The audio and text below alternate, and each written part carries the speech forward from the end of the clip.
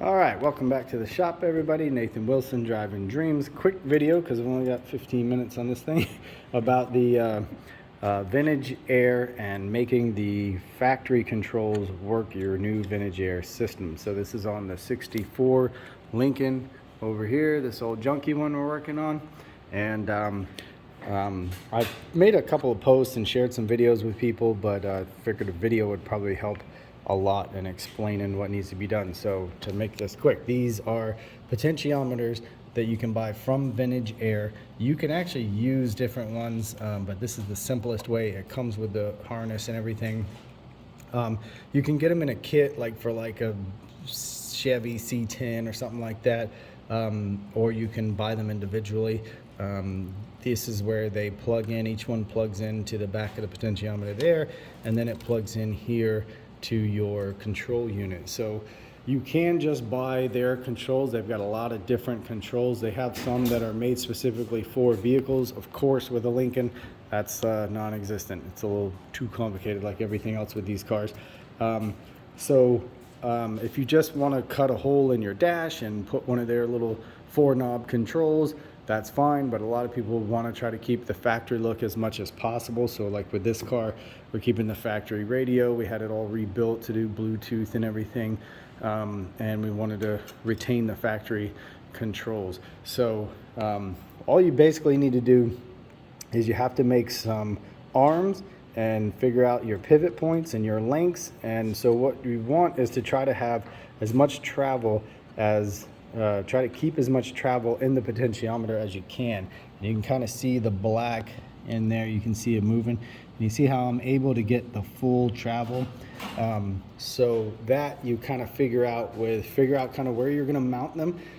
This is the best that I've come up with. I've changed it each time I do it. I kind of get a little bit better at it or whatever. I was mounting them on the factory stereo, mounting them this way and having the arms come off, and it worked. But this is a little bit cleaner install, I think, and it's the simplest I've come up with so far. So figure out where you're going to mount them, kind of mock it up a little bit, and then determine how much arm you need to have and where your pivot needs to be, like the math of it, so that you get as much travel out of that as possible. So the reason for that is, I mean, you want to kind of retain as much of the factory feel as you can, and then also like if this one is controlling the hot and cold, for instance, like your temperature, you wouldn't want it to like only move this much, because it would be tough. You're going all the way from 60 to 90 degrees in that little span.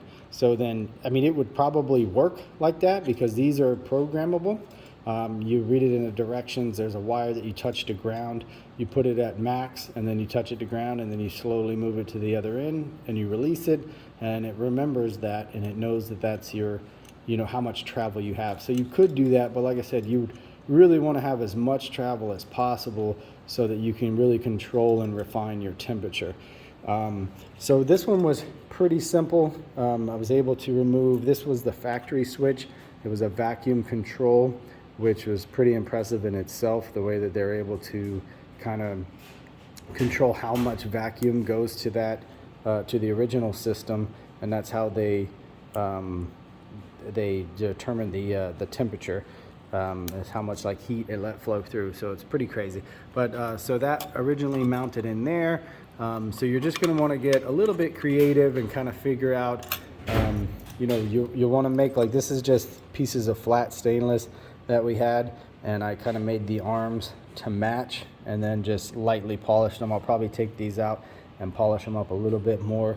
You don't see much of them.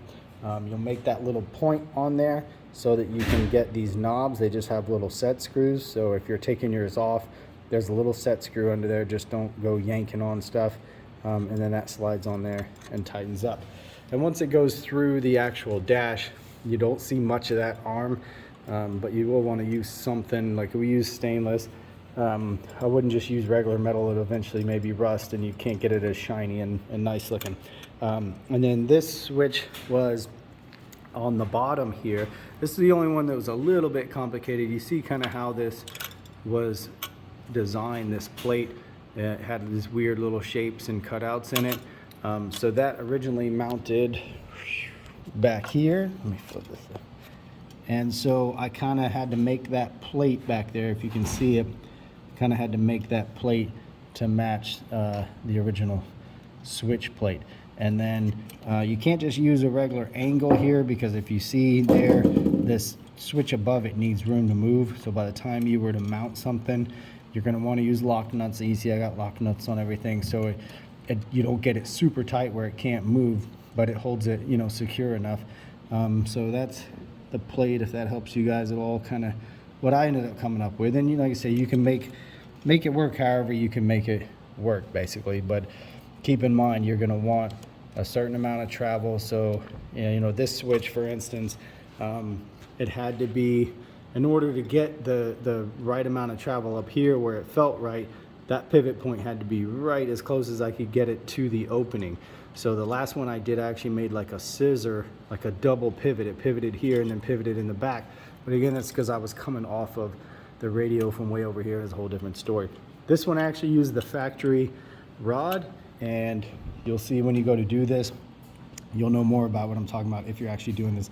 This originally was bent down. I just bent it up and made sure I mounted this where it needed to be. So that's the really quick, short version of making those factory controls work with the Vintage Air. So hopefully that helps somebody out. Working on the clock right now. I did a video, I think a long time ago, of the internal workings of these clocks, and I had one all apart where you could see it's like they're just amazing. It's all brass. There's like 100 gears in there. So what we're doing here is just polishing up this glass, putting new grommets on here, and then cleaning this up, because this is where the light actually shines through. And then this was the like a shade on the back that was supposed to prevent the light from like going into weird places and like shining through the backside. You want it to only shine through here, so this is nice and bright. So I'm just gonna remake this, because you can see where it got torn over the years and kind of fell apart. I'm just gonna remake that and put that back on the face there. And then of course we're doing our LEDs everywhere instead of like the stock lights. And then I have like a little thing of fluorescent paint that I usually paint these arms with, but because this car, we're doing the Dakota digital gauges and they're all white, so we decided to take those little arms off and we're gonna paint them white to match the Dakota digital, and I think that'll look pretty good. So hope this video helped you guys, and we'll see you next time.